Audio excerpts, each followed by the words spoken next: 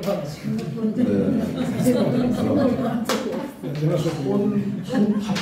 정도가 된다고요. 1080억.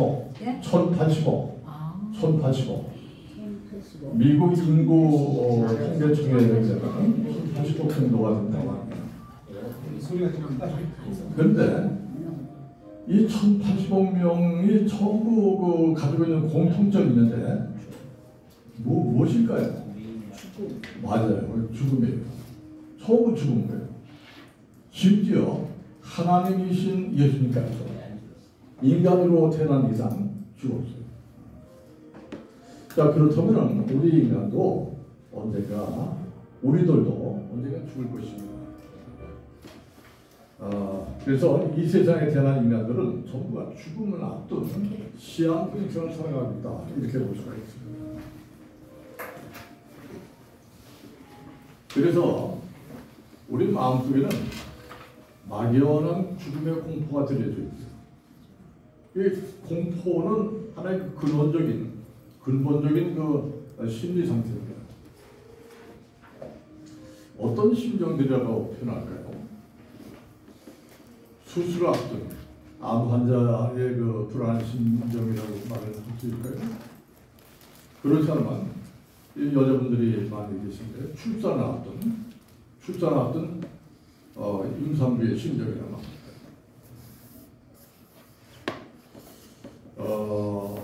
그러나 죽음의 실체를 알게 되면 죽음은 소멸되는 것이 아니라 새로운 차원으로 영적 세계로 들어가기 위한 하나의 통과 관문이라고 생각하기 때문에 죽음에 막연한 그 공포는 사라지게 될 것입니다. 사라지고 우리 마음에는 평강이 임하게 될 것입니다. 오늘은 죽음의 의학적 종교적 이해인데 이 강의는 6가지 분야로 나눠서 설명을 드리도록 하겠습니다.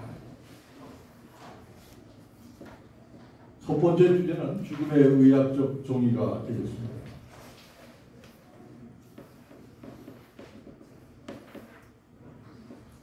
육체적 죽음을 맞이하는 사람들은 보편적으로 3분의 1은 암으로 죽습니다. 근데 그렇게 많이 죽는지 몰랐어요, 암으로. 우리는 여기 암에 걸리는 분들이 별로 없잖아요. 근데 3분의 1이 암으로 죽는다고, 통계적으로. 그리고 3분의 2는 각종 질병으로 죽음을 맞이하게 됩니다. 근데 우리 인간들이 가지고 있는 죽음은 12,420여 종에 달합니다. 이 중에 가장 흔한 질병은 잇몸 질환이에요.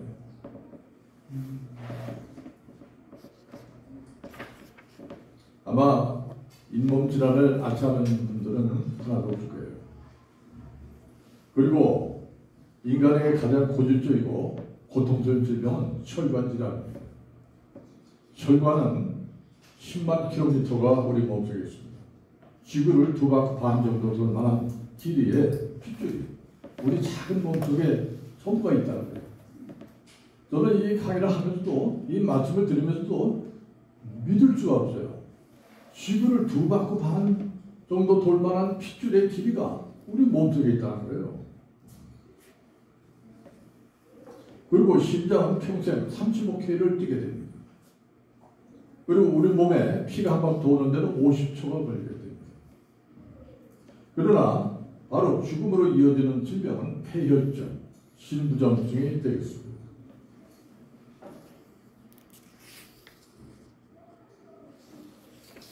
사람이 죽음에 이르기까지는 심장이 멈추는 상황에 동반됩니다. 그리고 심장이 멈추면서 뇌로 피를 공급하는 활동이 바로 멈추게 됩니다.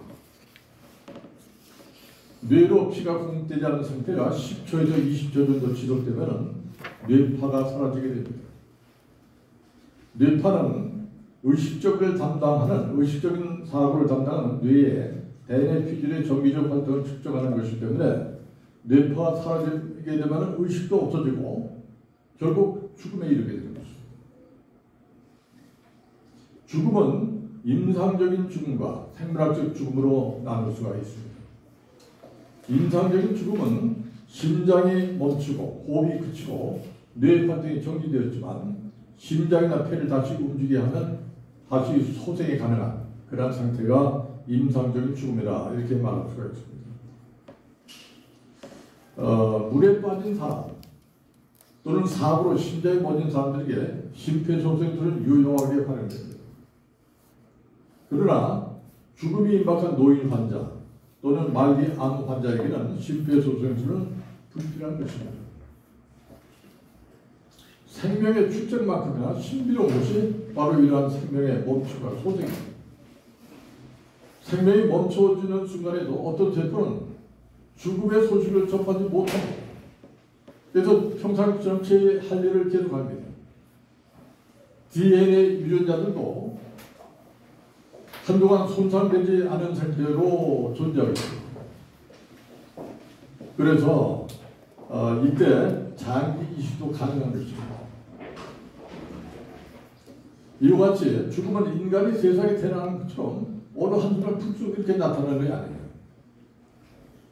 심장 박동이 멈췄다고 하더라도 두뇌가 산소 부족으로 영구적인 손상을 입기 전까지 다시 작동할 수가 있다면 인간의 신체는 아무 일도 없다는 듯이 다시 정상으로 회복이 되는 것입니다.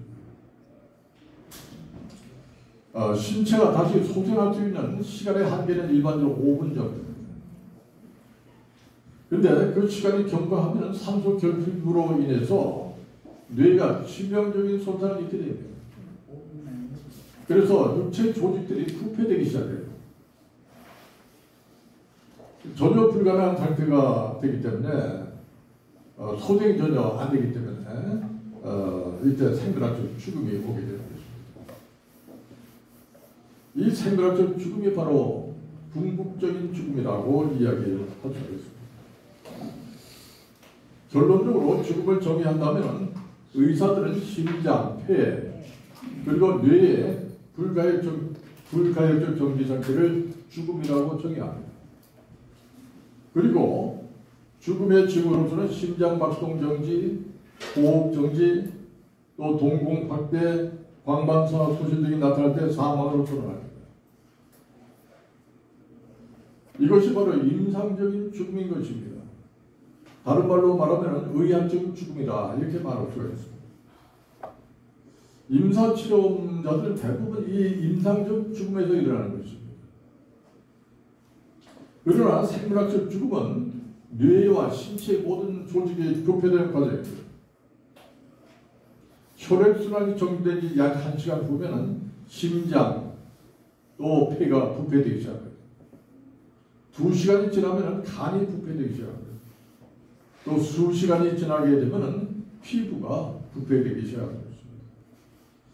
그래서 완전한 죽음이라는 것은 심폐사뿐 아니라 몸 전체 세포가 사멸한 전세포사로서 죽음이란 한순간의 사건이 아닌 수시간 또는 수일간에 걸쳐 일어나는 일련의 과정으로 보는 것입니다. 이러한 생물학적 죽음을 통과하고 다시 살아난 사람이 있습니다. 누굽니까? 예수님 뿐이에요. 오직 예수님 뿐이에요.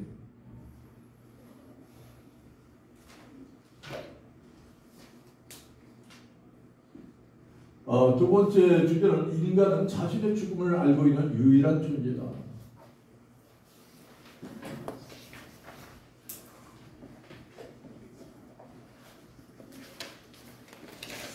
그런데 임상적 죽음이든 생물학적 죽음이든 인간은 자기 몸의 변화를 본능적으로 알 수 있는 또 느낄 수 있는 그런 자각적 존재입니다.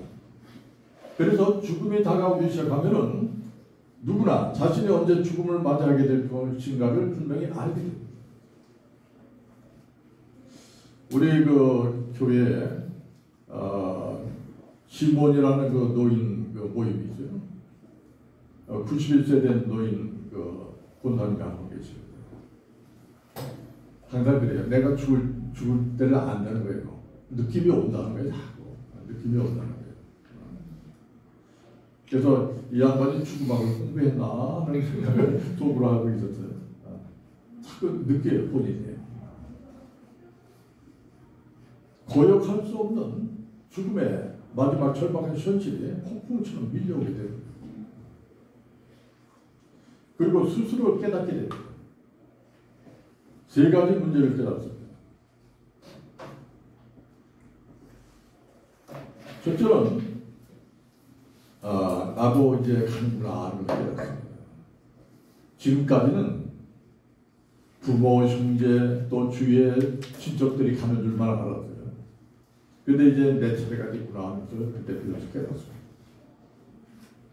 두 번째, 아무것도 가져갈 수 없구나 하는 걸 깨닫습니다. 내가 모아왔던 그 수많은 재산들, 또 명예, 또 모든 내가 일하는 업적들, 이런 거 전혀 필요가 없어요. 아무것도 가져갈 수 없어요. 세 번째는 인생은 결국 낙연의 길이었구나. 파노라마처럼 한 평생이 지나갑니다. 너무 짧구나 하는 것을 그때 느낀다는 거예요. 인간만이 유일하게 자신의 죽음을 알 수 있습니다. 간혹 짐승들도 자신의 죽음을 알아차리기도 합니다. 그러나 그것은 이성적으로 아는 것이 아니에요. 그냥 본능적으로 느껴집니다.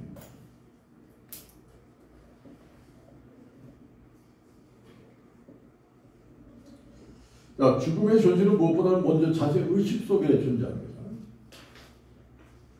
사람이 죽음에 대해서 의식적으로 잊어버리고 피하려고 해도 죽음을 벗어날 수는 없어요. 왜냐하면 죽음의 필요성은 모든 생물의 존재 구조에 속하기 때문입니다. 이 죽음은 우리 자신의 그림자에 비유할 수가 있습니다. 우리가 아무리 벗어나려고 애를 써도 그림자를 벗어날 수는 없어요. 내가 뛰면 그림자 쫓아옵니다. 내가 쓰면 그림자 씁니다. 죽음이 인간의 존재 구조에 속하는 증거는 인간이 생물체로 존재하기 위해서 생존을 위한 조건들이 충족되어야 한다는 얘기입니다. 인간은 생존을 위해 산소가 필요합니다. 물이 필요합니다. 그리고 영양 공급을 해줘야 됩니다. 또 폐설해야 됩니다. 체온 보존을 또 해야 됩니다. 체온 보존도 굉장히 중요합니다. 여러분들과 아이를 키워봤지만 아이가 40도 정도 열이 올라가면 어떻게 됩니까? 헛소리예요. 헛소리예요. 정신이 있습니다.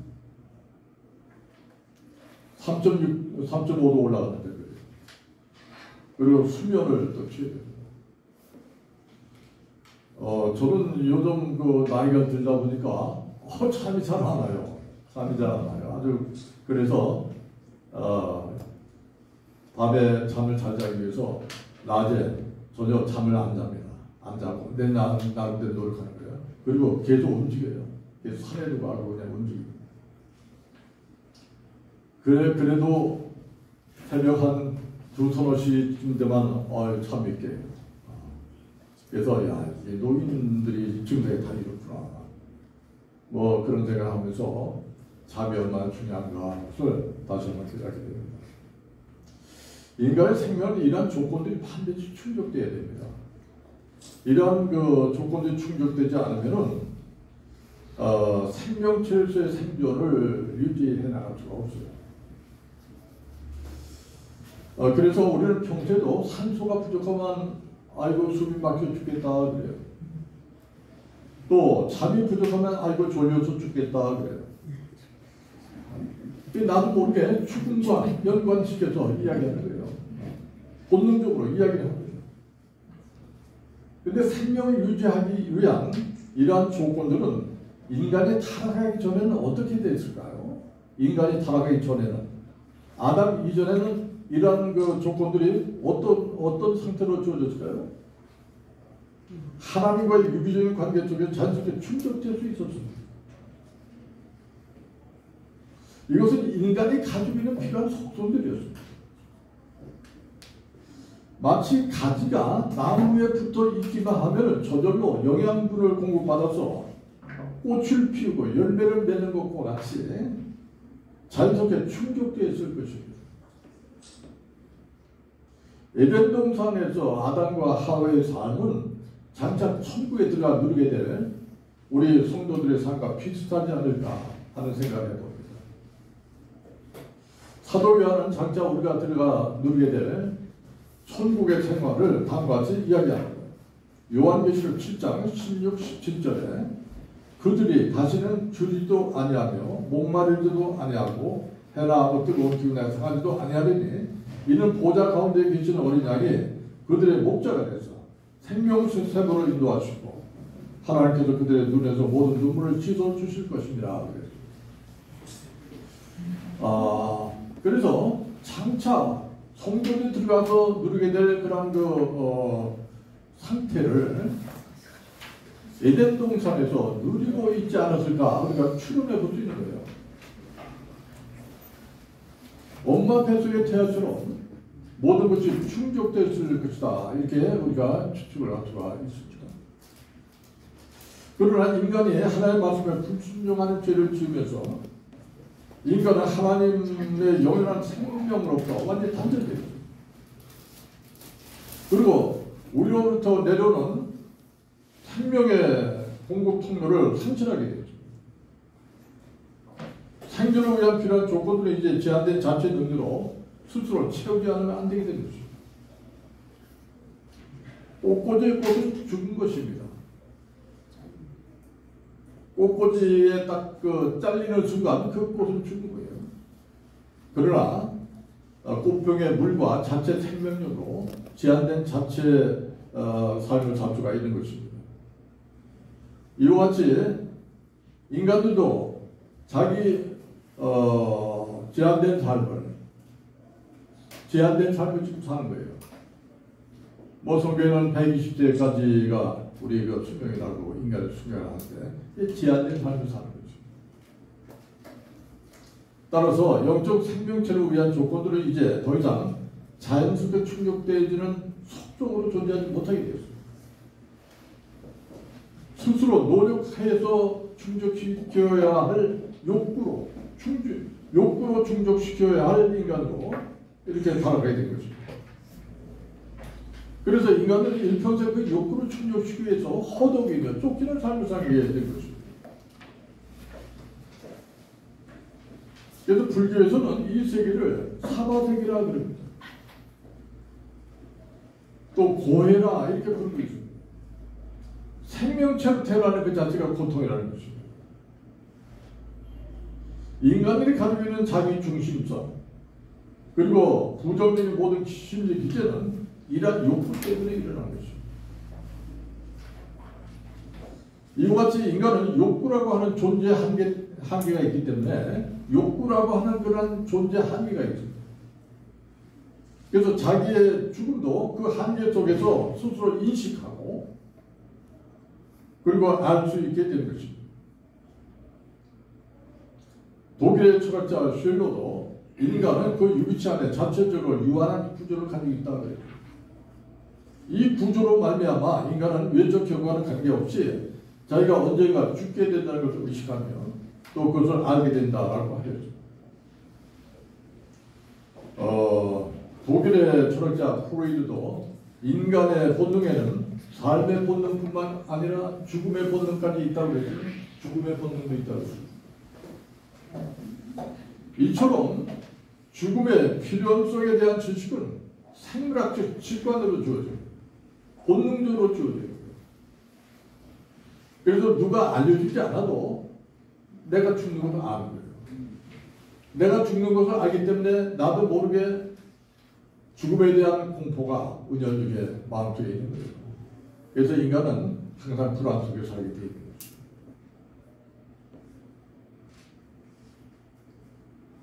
그러나 죽음에 대한 구체적인 인식은 사랑하는 사람의 죽음을 통해서 비로소 자신의 죽음에 대한 실제를 피부로 느끼게 됩니다. 사랑하는 사람이 죽을 때 피부로 느끼게 됩니다. 남편이 죽을 때 피부로 죽음에 대한 실제를 느끼게 됩니다. 아내가 죽을 때 피부로 느끼는 거예요. 부모가 돌아갔을 때 피부로 느끼고 자식이 죽을 때 피부로 느끼는 거예요.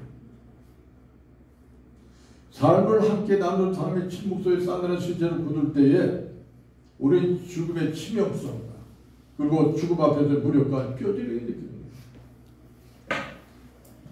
죽은 사람 더 이상 아무것도 말할 수 없습니다. 바라볼 수도 없고요. 사랑할 수도 없고 미워할 수도 없습니다. 그리고 나는 지금 죽은 사람이 어떤 상태인지 확인할 수가 없어요. 그를 위해서 아무것도 할 수 없는 무력감 속에 그냥 굳어가는 시체를 그냥 바라볼 뿐이에요. 그는 이제 유기체에서 무기질로 옮겨진 것이에요. 그가 세상에서 무엇을 얼마나 남겨두는가는 죽음의 순간에 아무 의미가 없습니다.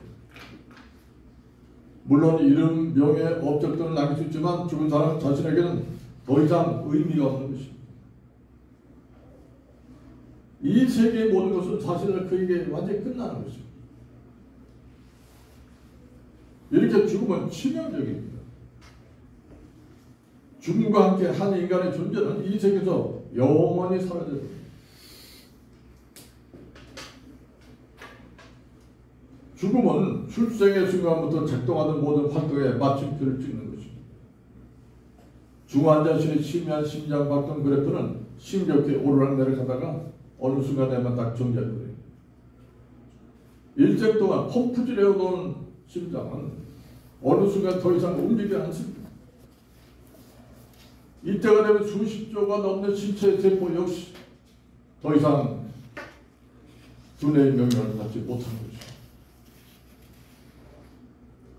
그러므로 죽으면 땅 위에 있는 사람의 냉정한 끝이요. 단절입니다. 아무도 돌이킬 수 없어요. 아이고 내가 잘못해서 다시 시작해야지 할 수가 없어요.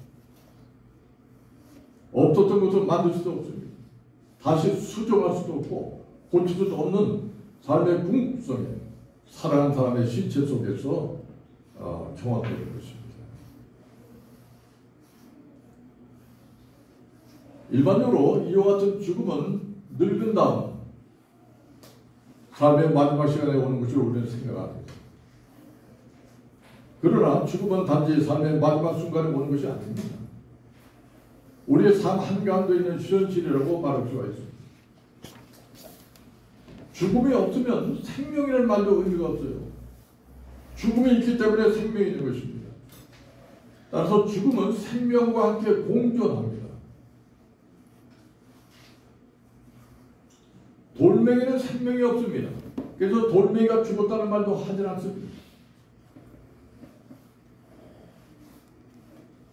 독일의 철학자 하이데커의 말과 같이 죽음은 인간이 세상에 태어나는 순간 인간의 삶 속으로 점점 다가오면서 삶과 함께 실존하는 현실이라 이렇게 이야기합니다.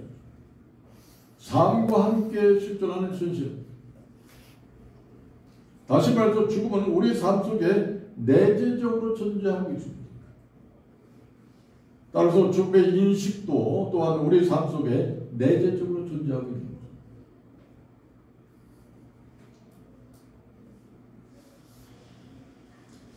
세 번째 주제입니다. 성경은 죽음을 육체적 죽음과 영혼의 죽음으로 구별한다.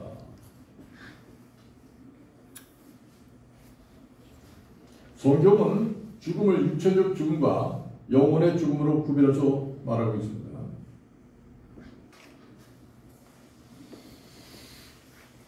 마태복음 10장 28절에 몸은 죽여도 영혼은 능히 죽이지 못한 자들 두려워하지 말고 오직 몸과 영혼은 능히 지옥에 멸할 수 있는 일을 두려워하라고 했습니다. 육체적 죽음은 영혼과 육체의 분리로 인해 생기는 육체 생명의 종말입니다.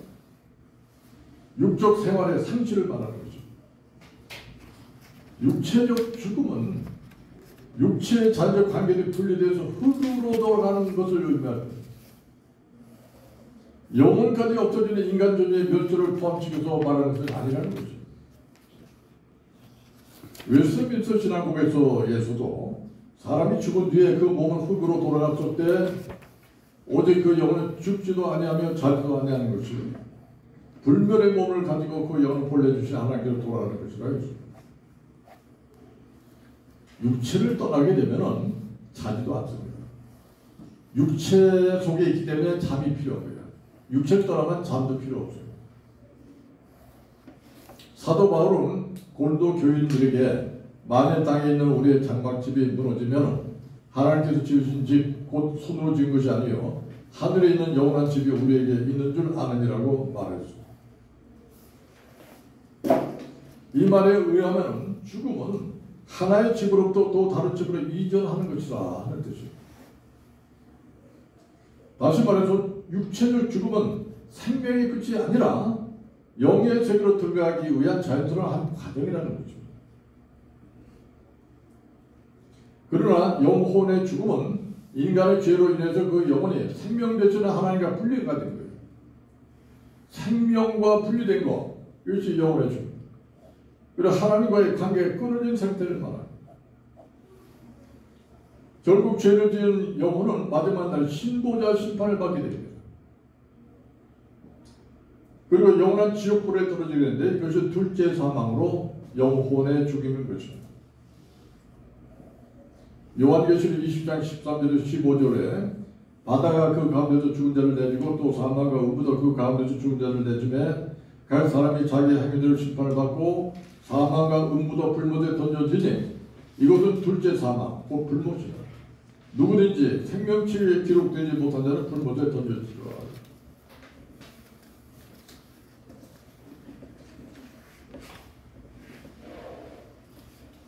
그 다음에 네 번째 주제는 죽음은 영의 세계로 들어간 통로다. 이건 제가 좀 주제를 바꿨는데요.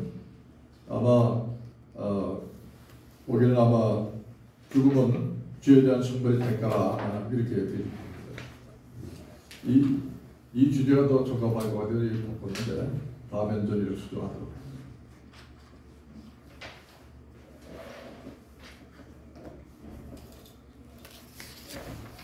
그런데 현재 우리 인간이 당하는 죽음은 죄에 대한 성별의 대가라 이렇게 성경을 말해요. 로마서 6장 23절에 죄의 상승 사망이라 이렇게 되어 있습니다. 하나님이 인간을 본래부터 허무하게 지으시지 않으셨습니다. 죽음으로 소멸된 존재로 지으시지 않으셨다는 것입니다. 다만 인간의 불순종과 죄 때문에 자기 자신뿐만 아니라 다른 피조물과 자연 환경까지 허무한 상태, 질병, 고통 그리고 죽음 속에 몰아넣게 된 것이라.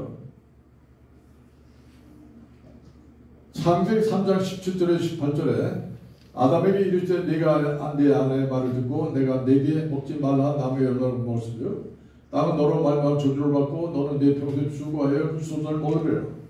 땅이 내게 가천불과 엉겅퀴를 낼 것이다. 땅은 너로 말미암아 저주를 받는다는 것이죠. 인간이 죄를 지었기 때문에 땅도 저주를 받는다는 것입니다.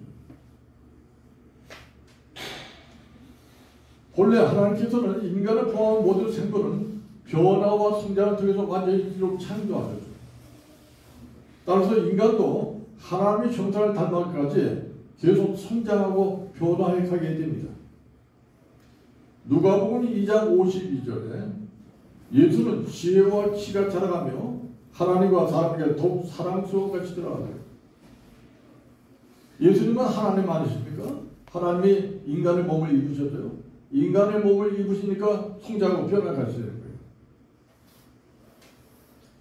인간의 변화의 과정은 4단계를 거쳐서 이루어집니다.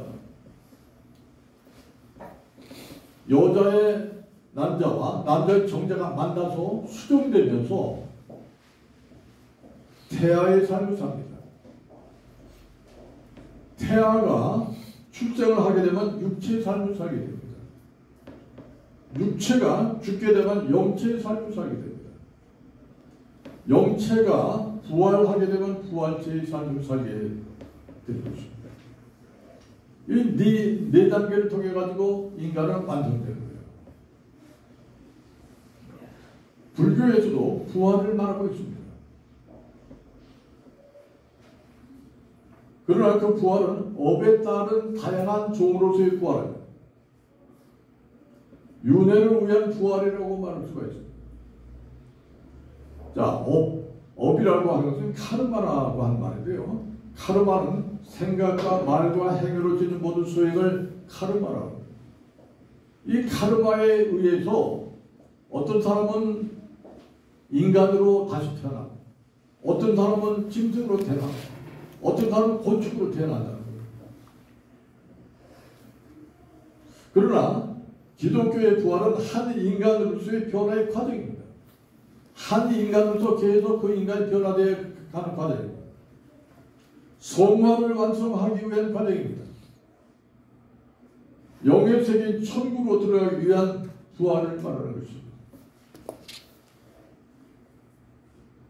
그렇다면 죽음이 내포하고 있는 의무는 무엇인가? 결국 죽음은 인간이 새로운 차원의 영적 세계로 들어가기 위한 성질의 변화에 불과한 것이다. 인간의 생명은 그 모습이 계속 탈바꿈하고 변화해야 합니다. 그러나 생명 자체는 결코 소멸되지 않고 존재한 상태에서 다른 상태로 변화되어 가는 과정을 거치게 됩니다. 물은 액체이지만 수증기가 되어 기체로 변합니다. 또는 얼음이 되어 고체로 변합니다. 생명은 영생하지만 언제나 고정된 모양으로 머물러 있는 것은 아니라는 것입니다.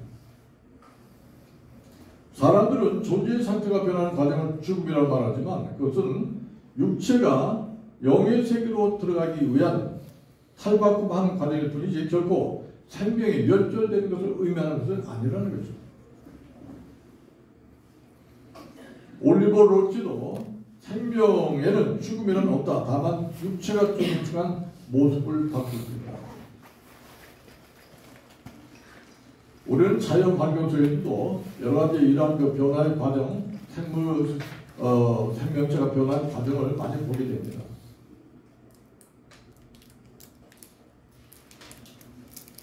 굼벵이에서 매미가 나오는 모습이랄까, 뭐 여러 가지 그 변화의 모습을 보면서 자연 환경 속에서도 그 지혜를 얻을 수가 있습니다.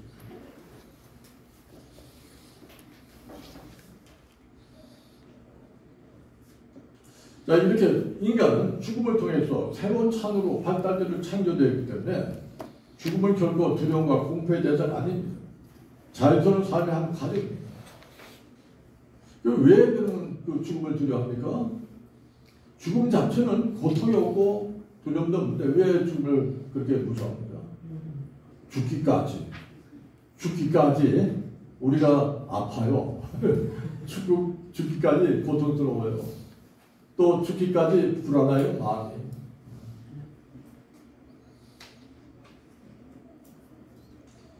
인간이 에덴 동산에서 타락하기 전에 만약 죽음이 있었다면 그 죽음은 에녹이나 엘리야와 같은 모습으로 자연스럽게 변화의 과정으로 이루어지지 않았을까?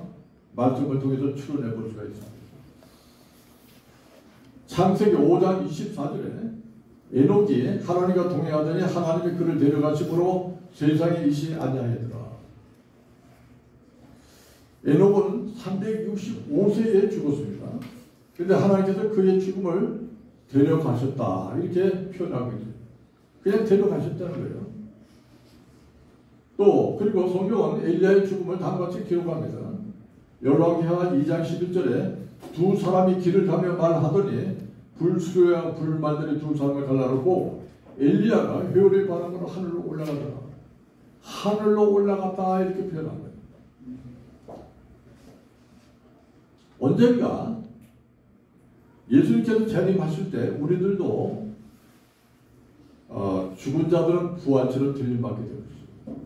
그리고 살아있는 자들은 변한 채로 들림받게 될 것입니다. 특히 살아있는 자들은 그 몸이 호련히 변화되어서 에녹이나 엘리야 같은 모습으로 그리고 영의 세계로 들어가게 될 것이라고 생각합니다. 자, 이것을 빌립보서 3장 21절에 어떻게 표현하냐면요. 그는 만물을 자기에게 복종하게 하실 수 있는 자의 역사로 우리의 낮은 몸을 자기 영광의 몸의 형체와 같이 변하게 하시리라 이렇게 표현합니다. 우리의 낮은 몸을 자기 영광의 몸의 형체와 같이 변하게 하신다 이렇게 표현합니다. 그러나 죄인들은 자연스러운 자신의 죽음의 과정을 하나님의 심판과 벌로 경험합니다. 이런 자연스러운 과정을 죄인들은 하나님의 벌, 하나님의 심판으로 경험한다는 거예요. 독일의 신학자 슐라이 마커에 의하면 죽음은 그 자체로 죄의 결과도 아니고 악한 것도 아니고 그것은 유한한 인간의 시간적 한계의 잔여 끝이다. 그러나 죄로 말미암아 이제로된 인간의 의식은 자연적인 것을 악한 것을 경험하며 하나님의 심판으로 두려워하게 된다. 이렇게 표현합니다. 또 스위스의 신학자 칼 바르트도 죽음은 그 자체로서 심판이 아니다. 죽음은 유한한 인간의 한계이며 자연에 속한다. 그러나 인간이 현실적으로 당하는 죽음은 죄인으로서 죽음을 맞이하기 때문에 자기의 죽음을 하나님의 심판과 벌로 경험한다. 이렇게 이야기합니다. 여인의 출산은 축복입니다. 여인의 출산은 축복이에요. 근데 원치 않는 임신을 한 여인의 출산은 소중입니다.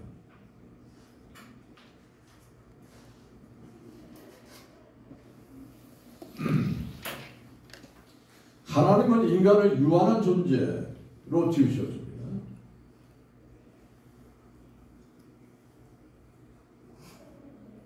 죽음으로 삶이 제한되어 있는 존재로 지으셨다. 만약 인간이 시간의 제한을 받지 않는 영원한 존재라면 그는 하나님 같은 신적인 존재예요. 그러나 죄인으로서의 영원한 삶은 고통만 계속 이어지는 그러한 비참한 삶이 될 것입니다. 여러분들은 죽음이 없으면 좋겠습니까? 아니요. 아니죠. 죽음이 없이 영원히 우리 삶이 지속된다. 그럼 어떻게 될까요? 아마 지구는 포화 상태가 될 거예요. 지금 삶의 의미가 없을 것 같아요. 그렇죠. 지구는 아까 몇 명을 했죠? 지금까지 태어난 인간이 1040억 명. 지금 계속 여기 지구상에 살아있다. 생각해 보세요. 포화 상태가 될 거예요. 죄인들의 삶은 그 자체가 아주 지옥이 될 거죠. 별의별 사람이 다 있을 거예요. 삶 자체가 지겹고 고통스러울 것입니다. 하나님의 공의도 필요가 없어요. 하나님의 공의. 그냥 죽지도 않고 영원히 사는데요. 세계 최장수 노인이 인도네시아에 있었습니다. 146세 음파 고토 노인이라고 해요. 이 노인에게 기자들이 질문했습니다. 당신 소원이 무엇입니까? 이렇게 물었어요. 그랬더니 그 노인의 그 답변은요. 죽는 것이 소원이라고. 죽는 것이 소원. 이 노인에게 두려운 것은 죽음이 아니에요. 안 죽는 것이 두려워요. 여러분들 생각해 보세요. 146세가 되니까 자식이 다 죽었어요. 먼저. 자식이 다 갔어요. 친구가 다 갔어요. 지금 살아있는 증손자, 고손자들이 살아있어요. 혼자서 뭘 하겠습니까? 친구도. 그건 고통이에요. 인간의 삶이 시간적으로 제한되어 있다는 것은 모든 피조물과 마찬가지로 인간의 죽음도 하나님의 창조 질서에 속하는 것이라고 볼 수가 있습니다. 창조 질서에 속하는 것이다. 히브리서 9장 27절에 한 번 죽는 것은 사람이 정해진 것이요 그 후에는 심판이 있으리라. 인간이 한 번 죽는 것은 정해진 것이라는 것입니다. 모든 생물체는 저만의 기대 수명을 가지고 태어납니다. 개나 고양이, 소는 15년 삽니다. 15년. 말은 30년 삽니다. 코끼리는 70년 삽니다.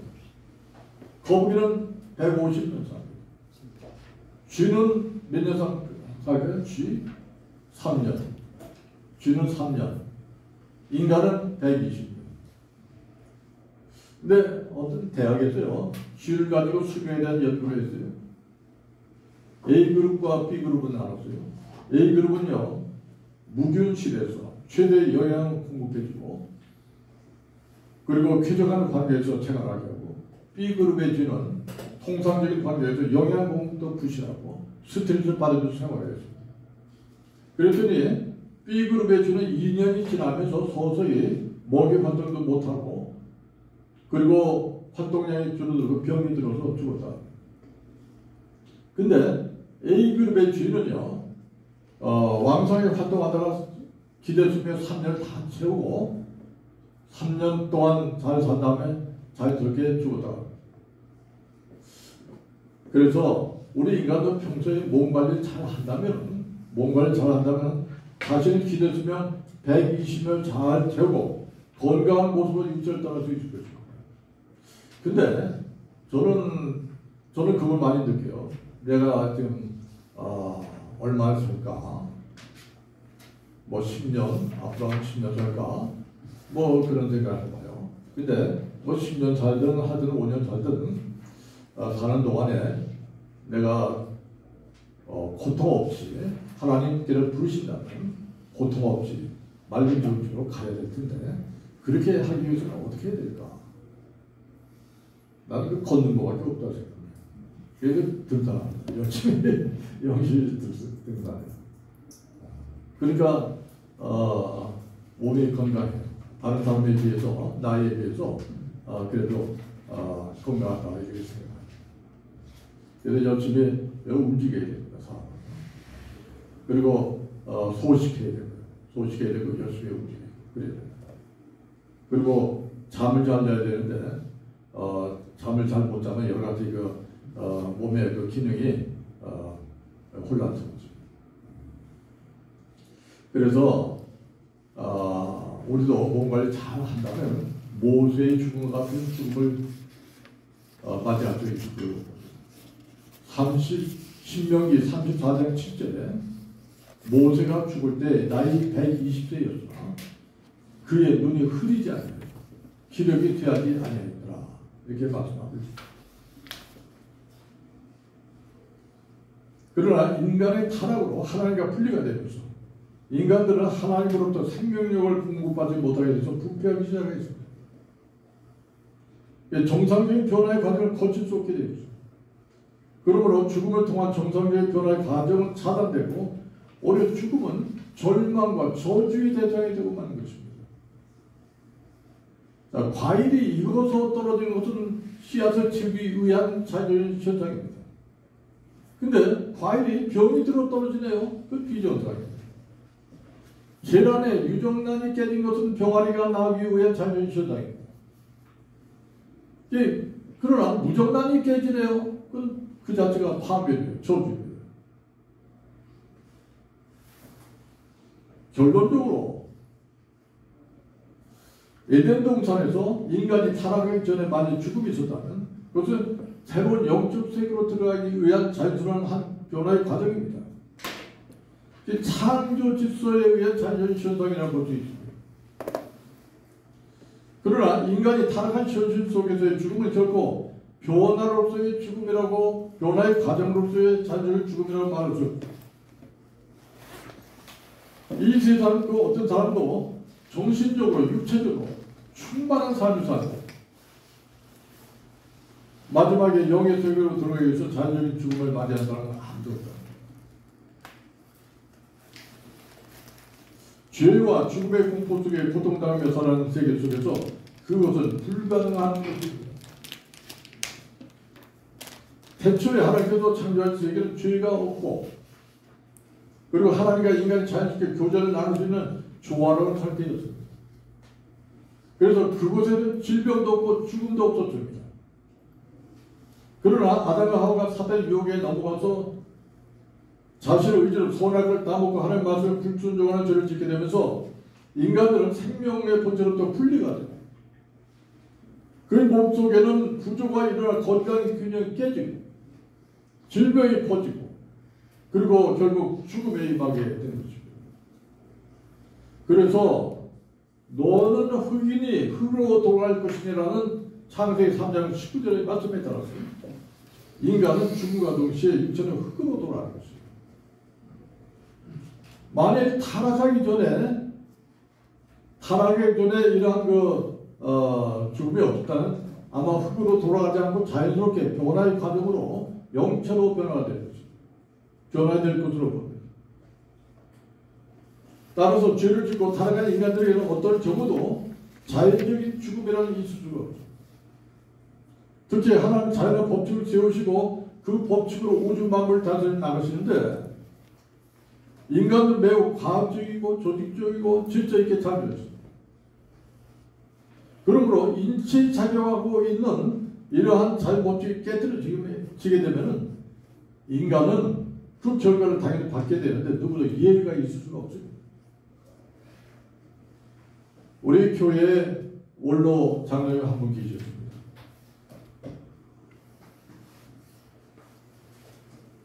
모태신앙이에요. 그리고 이 양반은 약을 먹을 때도요, 꼭 이렇게 붓에 물을 들고 약을 봉지를 들고요. 그리고 기도해요. 뭐 사람이 있든 없든 기도해요. 그러나 약을 먹고 그랬어요. 그리고 우리 교회에서 기도 대장이에요. 기도를 잘하시고 금이 없는 분이에요. 그런데 사모님 먼저 돌아가셨어요. 돌아가시고 나서 이제 혼자 참 외로워서 많이 이제 여기저기 구경도 다니고 했는데 관광을 이제 고수동굴을 어딘가 영월인가요? 고수동굴 거기 놀러 갔어요. 놀러 가서 동굴 쪽으로 들어가다가 여기 이마에 돌이 부딪혔어요. 그래서 상처가 좀 났어요. 딱지가 생겼어요. 근데 이 양반이 이제 머리 염색을 한다고 머리 염색을 하는데 염색약이 독하잖아요. 근데 머리 염색약이 그 상처에 이렇게 닿았어요. 상처에 닿아가지고 그게 조금 그게 덧나기 시작해요. 그게 안 나네. 이게 왜 이렇게 안 나나 상처가. 그러면서 계속 다니다 보니까 점점 이 상처가 커지는 거예요. 그럼 막 썩어 들어가는 거예요. 냄새 막 나는 거예요. 그들이 속으로 썩는 거예요. 상처가. 너무 고통스러워하는 거예요. 너무 고통스러워요. 그러면서 저하고 이제 둘이 이야기할 기회가 있었는데 내가 무슨 죄를 져서 이렇게 고통을 받는지 모르겠다. 노년에. 그런데 저는 그런 말씀을 해드렸습니다. 장로님 죄를 지어서 그런 게 아니라 관리를 잘못해서 그래요. 관리를 잘못해서 그렇습니다. 또 사랑의 교회 옥하는 목사님이 담임하실 때 설교 중에 이런 말씀을 합니다. 예수님께서 40일 금식을 하신 다음에 마귀의 시험을 받게 됐대요. 마귀가 성전 꼭대기로 올라갑니다. 그러니까 또는 내려라. 만약 하나님의 아들이라면 천사들이 와서 이렇게 받들어서 발이 땅에 닿지 않도록 합시다. 왜 근데 떨어지지 않았을까요? 그렇게 질문해요. 예수님께서 왜 떨어져 내리지 않았을까요? 왜 떨어져 내리지 않았을까요? 간단해요. 떨어져 내리면 죽는데 왜 떨어져 내리느냐 그래요. 나 그래서 예수님도 떨어져 내리면 죽나? 그때 생각했는데 죽을 것 같아요. 사람이기 때문에요. 예수님도 식사를 안 하시면 배고픈 거예요. 예수님도 피곤하신 거예요. 그 보니까 떨어져 내리면 예수님이 떨어져 내렸다면 죽었을 것 같아. 그래서 이 자연 법칙이 그렇구나. 예수님도 인간이기 때문에 인간의 몸이 있기 때문에 피할 수는 없겠다 하는 생각이 들어요. 스위스의 정신의학자 폴 트루웨도 질병은 갑자기 발생하는 것이 아니라 죄인으로서의 잘못된 식사, 과로, 도덕적 가책 등 부정적인 삶의 수명을 쌓여서 서서히 나타내고 결국 그 질병이 죽음에 이르게 된다 이렇게 이야기합니다. 잠깐 쉬었다.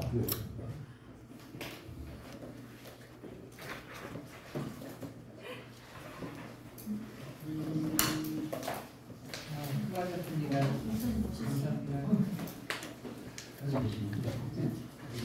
상태는 영원히 지속되지 않고 하나님의 구속사적인 섭리 속에 관리될 것입니다. 그래서 종말을 맞이하게 되고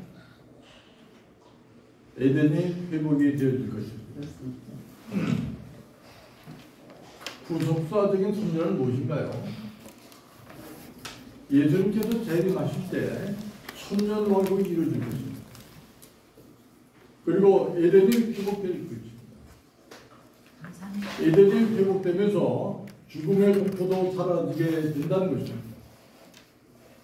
이것을 종말론에서는 역사적 전천년설이라 이렇게 부릅니다. 이 과정들이 바로 구속사적인 섭리인 것입니다. 특히 예수를 믿는 성도들은 십자가의 벌로 죄시는 것, 사망고대로부터 벗어났기 때문에 육체적으로는 비록 죽음을 앞둔 그러한 험한 삶을 살고 있지만 영적으로는 하늘 소망을 가지고 우리가 살아갈 수가 있다는 것입니다.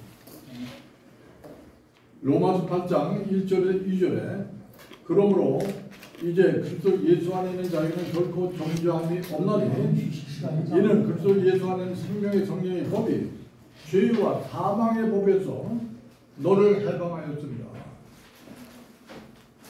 죄의 법에서 우리를 해방시켰다는 것입니다. 그래서 우리는 지금 죄의 몸이기 때문에 이건 죽을 몸이에요. 그러나 영적으로는 소망을 가지고 우리가 살아갈 수 있다는 것입니다. 더 나아가서 성도는 육체적 욕망을 억제하고 세상의 유혹을 떨쳐버리고 영적 성장을 이루게 되면서 육체적 죽음은 보다 완전한 성화로 나아가는 계기가 되는 것입니다. 육체적 죽음은 성화로 나가는 계기가 된다. 다시 말하면 성도들은 죽음을 통해서 하나님과 더불어 살아갈 수 있는 영의 성질로 새롭게 변화됩니다. 죄의 유혹과 영적 전투도 끝나게 되고 죽음도 없는 곳에서 영원한 안식을 누리게 된다는 것입니다. 그래서 사도 바울은 빌립보서 1장 23절에서 이렇게 말씀합니다. 내가 그 둘 사이에 끼었으니 차라리 세상을 떠나서 그리스도와 함께 있는 것이 훨씬 더 좋은 일이라 이렇게 고백합니다. 이와 같이 죽음은 하나님께서 자기 백성을 정화시키기 위한 과정입니다. 육체적 죽음은 영계로 들어가는 관문입니다. 그래서 죽음은 보다 높은 차원, 보다 높은 의식으로 들어가는 통로의 역할을 하는 것입니다. 따라서 육체가 죽는다는 영계 새로 탄생하는 날이 되고 육체의 삶을 떠나서 영적인 삶으로 옮겨가는 영광의 날이 되는 것입니다. 그래서 2대 총장이었던 김한란 박사는 죽기 전에 이렇게 부탁을 했어요. 나의 장례식을 천국 환송식으로 치러달라고 부탁한 바입니다. 죽음을 연구하는 대부분의 학자들에 의하면 육체가 죽어가는 순간에 우리의 영혼과 정신은 새로운 세상으로 들어가기 위해서 성장한다는 것입니다. 우리 영혼이 이 세상의 가장 아름다운 모습으로 가장 존귀하고 존엄한 모습으로 변하는 순간이 바로 죽음의 순간이라는 것입니다. 즉 성화가 완성된 순간이 바로 죽음의 순간이라는 것입니다. 따라서 죽음은 우리 인생의 마지막 성장이며 축복입니다. 이와 같이 죽음은 끝이 아니라 우리 인생의 또 다른 시작이라는 것입니다. 그래서 행복한 인생은 죽음 준비로부터 시작되어야 된다는 것입니다. 그래서 우리 첫 번째 세미나는 행복한 죽음 준비 학교, 행복한 죽음 준비 학교.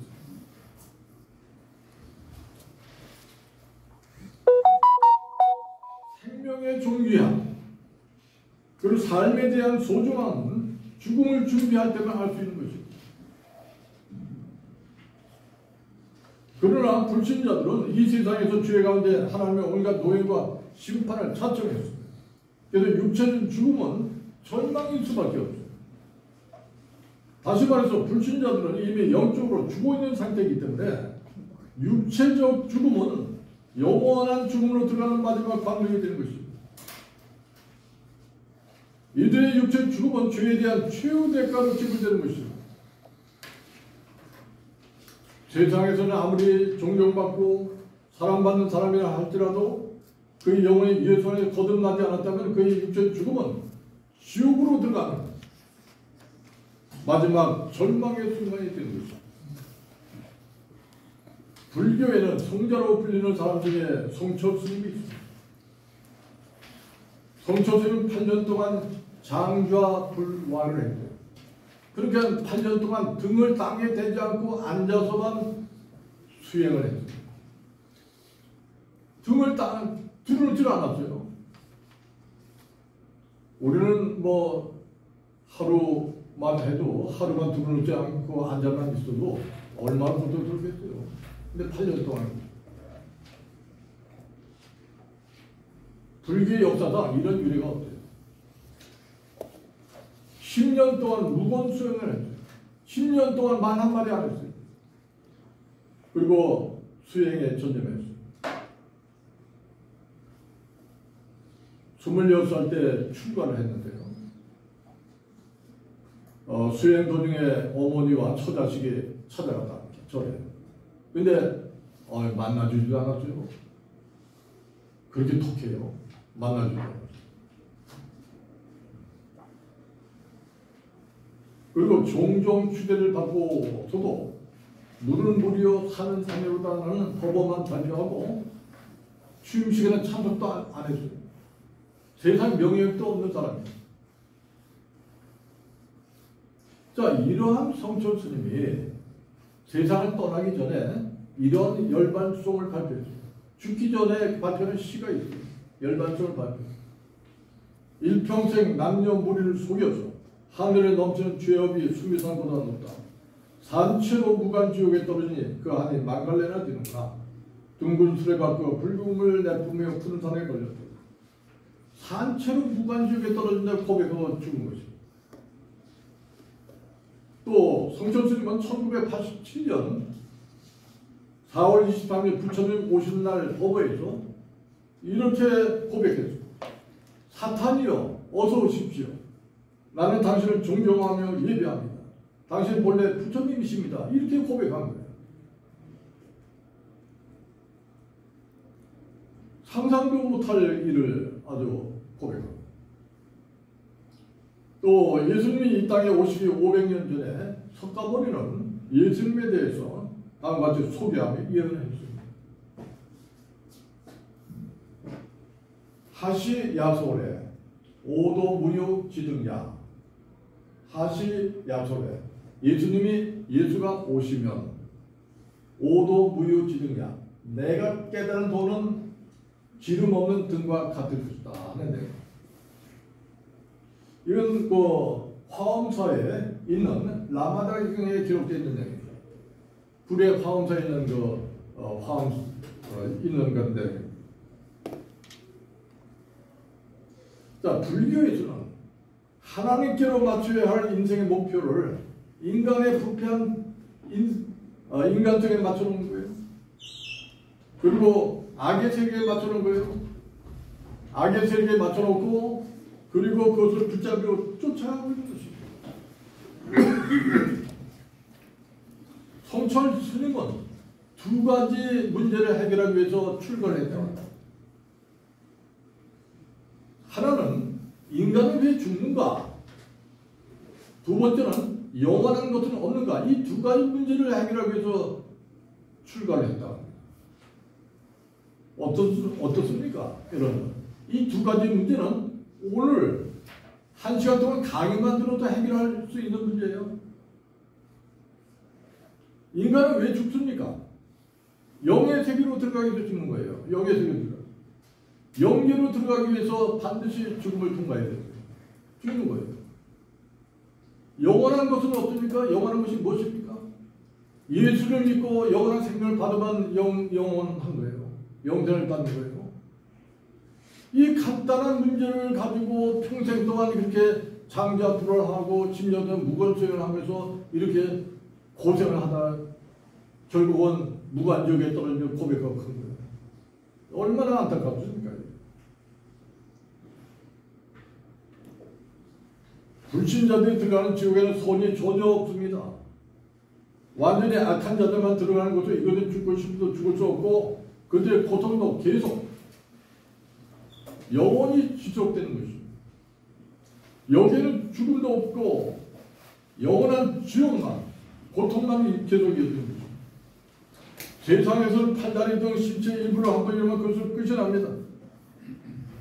아무리 심한 고통을 겪는다고 그것을 끝이 나고 그 심한 고통도 모면할 수 있습니다. 그러나 영의 세계는 신체의 일부가 떨어져 나가면 다시 원래대로 회복이 되고 그 고통도 계속 이어지는 것입니다.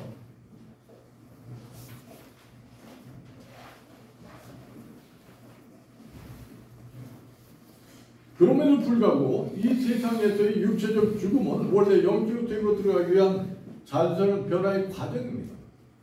그래서 선한 사람이든 악한 사람이든 육체를 떠나는 순간에는 아무런 고통이나 두려움도 느끼지 않는 것입니다.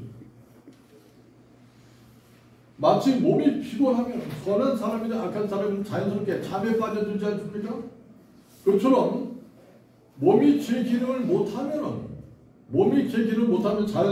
선한 사람이든 악한 사람이 누구든지 그 영혼은 고통 없이 몸에서 빠져나오는 것입니다. 인간은 비록 세상에서 죽음과 함께 허무한 삶 속에 살고 있지만 육체의 죽음 그 자체는 자연스러운 삶의 한 과정이기 때문에 죽음의 순간은 우리가 염려한 만큼 그렇게 고통스러운 것은 아니라는 것입니다.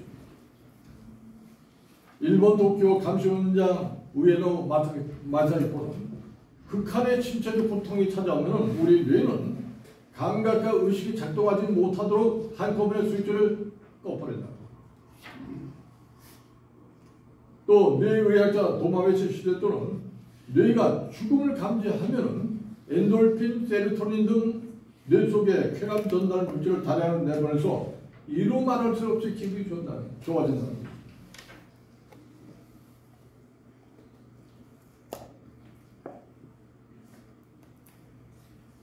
마지막으로 물질 세계와 영의 세계는 일관된 세계이다.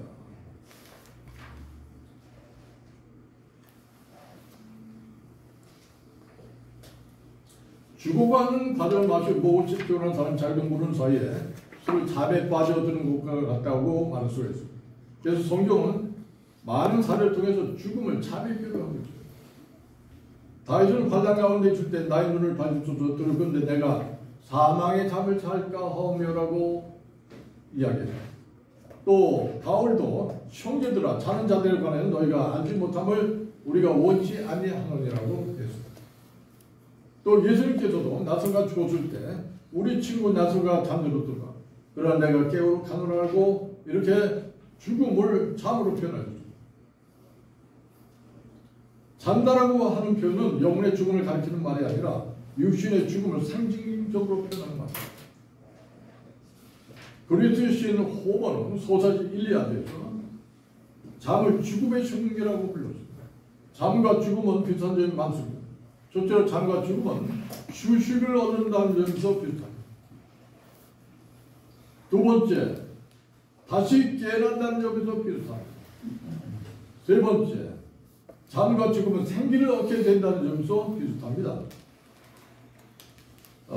잠자는 사람을 보고 울며 슬퍼할 사람은 아무도 없습니다. 그 이유는 무엇입니까? 아침이 되면 다시 만날 수 있기 때문에.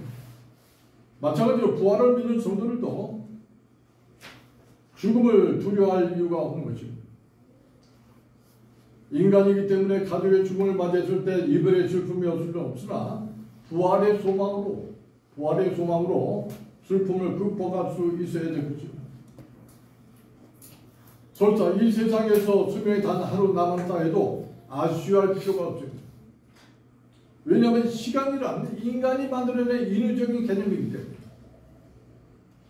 하루가 무엇입니까? 하루는 지구가 한 바퀴 자전하는 것입니다. 1년이 무엇입니까? 1년은 지구가 태양을 한 바퀴 공전하는 것입니다. 우리들이 그렇게 정해놓은 것입니다.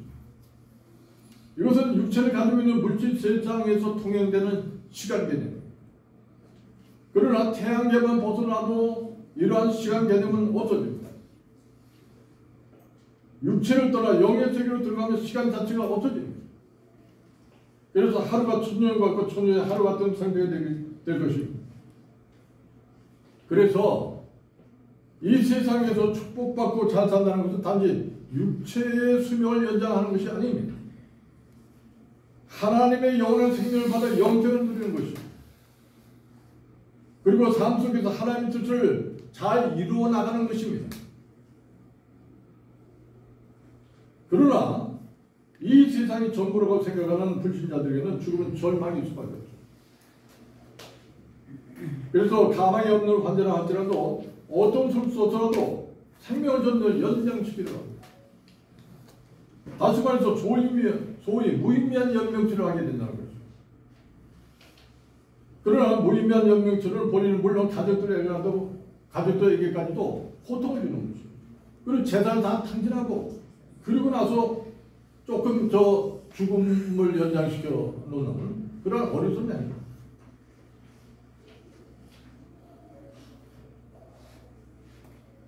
이와 같이 현세와 내세는 관계없는 단전의 세계가 아니라 서로 밀접한 관계로 이어진 일반적 세계입니다. 그리고 그 삶의 일직선 상에 연속되는 하나의 삶입니다. 다만 그 변화는 육의 생활에서 영의 생활로 옮겨가는 상태의 변화에 지나지 않습니다. 마치 우리가 깨어있을 때나 잠들어 있을 때나 하나의 우리의 삶인 것 같이 현세와 내세도 동일한 똑같은 우리의 삶인 것입니다. 이 세상의 생활은 영혼의 밭들에서 맨 처음 시작한 첫 번째 삶입니다. 내세에 가서는 그 다음의 삶을 또 거치게 됩니다. 물질 세계에서 죽음을 통하여 육신을 거둔 영혼은 영으로 존재하는 영의 세계에서 영체로서의 삶을 또 살게 되는 것입니다. 따라서 영의 세계인 낙원도 물질 세계와 마찬가지로 모든 상황과 체제가 비슷합니다. 여러 계층으로 나눠져 있고 상급도 여러 가지가 있습니다. 물질 세계에서 자기 영혼이 발달되고 성화된 정도에 따라서 해당되는 계층으로 가게 되는 것입니다.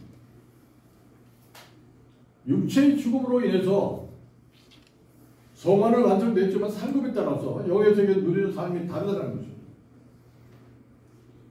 고린도전서 3장 8절에 심는 이와 물줄이나 한 가지나 각각 자기가 일한 대로 자기 상을 받으리라 합니다. 영의 세계는 정의롭고 공평한 사회인 것은 틀림없습니다. 그러나 평등한 사회는 아니라는 것입니다. 마찬가지로 지옥도 악하고 고통스러운 것이지만 사람마다 받게 될 고통의 형벌의 고통은 그 정도에 따라 수많은 차이가 있을 것입니다. 사람을 죽이며 저주의 삶을 산 사람과 그리고 평생 예수를 믿지 않았지만 불쌍한 사람을 위해서 희생하고 보호한 사람과는 차이가 있을 것입니다.